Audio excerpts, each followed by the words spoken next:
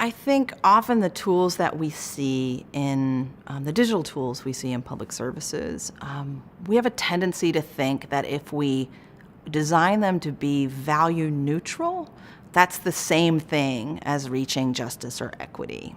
And I often use this metaphor to help people understand why that's not necessarily true. So, say you're building a car, but you're going to run it in this very hilly place like San Francisco. Say, like the landscape looks like San Francisco. It's full of hills. It's full of really curvy roads.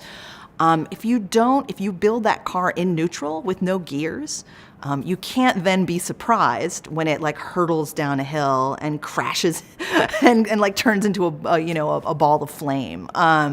Because we have to be building equity gears that are capable of actually helping us navigate the deep landscape of inequality that we actually live on, the actual world we live on. And we have a tendency to build these tools as kind of thought experiments, like, well, in an equal world, how well would this work? And part of my goal is to help designers think, let's design for the world we actually live in.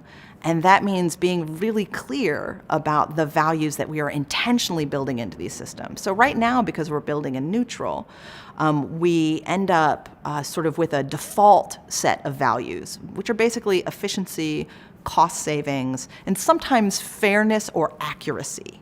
Those are all good values, but they're a very limited set of values. And I am really hoping to help designers see that we have to design with all of our values in mind from the beginning on purpose. So efficiency, yes, but also self-determination and autonomy and dignity and equity and due process and all these other things. So I really hope to help people understand these tools not as like simple administrative upgrades, but as political decision-making machines.